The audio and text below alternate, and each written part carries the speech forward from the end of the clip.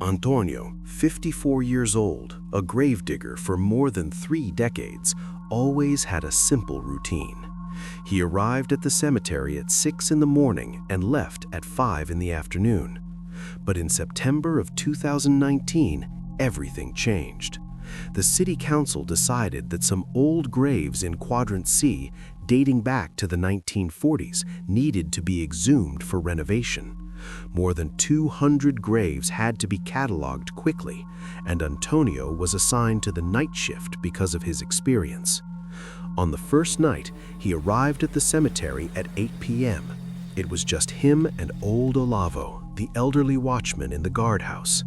Olavo handed him the equipment keys and commented with a dark expression that the old ones don't like being disturbed.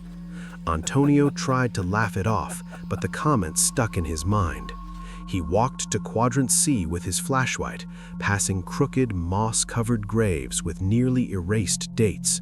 He began cataloging Lot 1, Lot 2, Lot 3. Everything normal until midnight. At 2:17 in the morning, he reached Lot 45. According to the list, it should have been the grave of Maria, who died in 1947, but the headstone read Helena, 1943 to 1967. Antônio frowned at the mistake, wrote a note, and was about to move on when he felt a cold chill rising from the ground, a heavy, freezing cold, then a sweet, rotten smell mixed with wilted flowers. He shined the light on the dirt and noticed it had been disturbed recently. Kneeling down, he touched the soft surface of the soil and concluded someone might have violated the grave. He called Olavo, reporting that the ground had been dug up. There was silence on the other end. Then Olavo shouted, "Get out of there! Get out of Lot 45 now!" Antônio was confused, but before leaving, he looked again at the grave. That was when he saw the dirt move. It wasn't wind, it wasn't an animal. The soil was being pushed from the inside out. His flashlight fell when he stumbled, illuminating the mound of dirt from the side. Antônio froze when he heard a muffled sound from beneath, fingernails scratching wood. The movement stopped suddenly, and absolute silence took over the place. He grabbed the flashlight with trembling hands and ran back to the guardhouse, trying to control his breath, trying to convince himself it was just imagination. When he reached the guardhouse, Olavo was pale, holding a cup of liquor. Hearing the story, the watchman muttered that Antônio had disturbed her, Helena, a young woman buried alive in 1967 when interior town doctors wrongly declared her dead. Her brother tried to reopen the coffin days later, haunted by nightmares, and found the lining scratched from the inside, nails broken and bleeding. She had woken up inside and died trying to escape.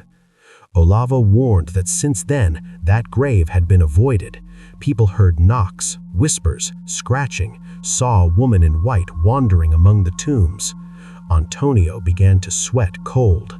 He said he had seen the dirt move and heard scratching. Olavo closed his eyes and replied, "Then she knows they're going to disturb her again." Antônio took a deep breath, but decided he needed to finish the job. He couldn't afford to lose his job. Even after being warned to avoid Lot 45, Antônio went back there. The grave was open, a small hole as if something had pushed outwards. He approached and saw small, feminine, broken fingernail marks in the dirt. He pointed the flashlight inside the hole and saw white fabric. When he poked it with a stick, the fabric moved. Then a pale hand grabbed the stick. Broken nails, trembling fingers, and a faint voice whispered, "Get me out." Antônio panicked, but at the same time felt a strange obligation to help. Without thinking, he began digging with his bare hands. The soil came out easily, as if it had already been loosened before. Soon he felt the cracked wood of the coffin. He cleared the area and saw deep scratches on the lid. Lifting the broken panel, he froze. The woman was inside the coffin, white dress covered in dirt, pale face, eyes open, fixed on him. She thanked him in a whisper, but her smile wasn't relief, it was hunger. Before he could react, she stood up quickly, moving in a way something shouldn't move. She jumped out of the coffin and stood upright, swaying, testing her own balance. "So long," she murmured, looking at her dirt-covered hands. Antônio stuttered that she was free, but she approached and said, "I will never be free." That was when he understood. She wasn't alive, she wasn't dead, she was trapped and now released. Antônio ran desperately through the graves. Behind him, dragging footsteps and high-pitched laughter echoed in the air. No matter how fast he ran, she always seemed closer. He tried hiding behind a large mausoleum, holding his breath as the dragging footsteps approached, dragging, until they stopped right in front of him. Then her voice whispered beside his ear, "Do you really think you can hide from me?" He looked back, and she was there. Antônio ran again, now seeing the cemetery gate ahead. 50 meters, 40, 30, 20, 10, 5, when a cold hand grabbed his shoulder and pulled. He screamed, and everything went dark. Antônio woke up in the hospital. A nurse said the watchman found him passed out at the cemetery entrance in a panic attack. He asked about Helena, but the nurse assured him no one was with him. Days later, he was discharged and quit his job without returning.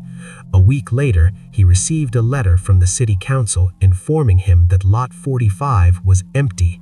No body, no coffin, it had never been used. The next night, at 3 in the morning, Antônio woke up thirsty and went to the kitchen. When he turned on the light, Helena was sitting at the table, white dress covered in dirt, smiling at him. "Thank you for freeing me, Antônio. Now I'm staying with you." If you made it this far, thank you for watching. If this story kept you engaged in any way, make sure to subscribe to the channel. Turn on the notifications so you don't miss the next videos. And if you can, leave a like. It helps the channel grow and motivates me to bring more stories for you. Let me know in the comments what you thought and what you'd like to hear next. See you in the next one.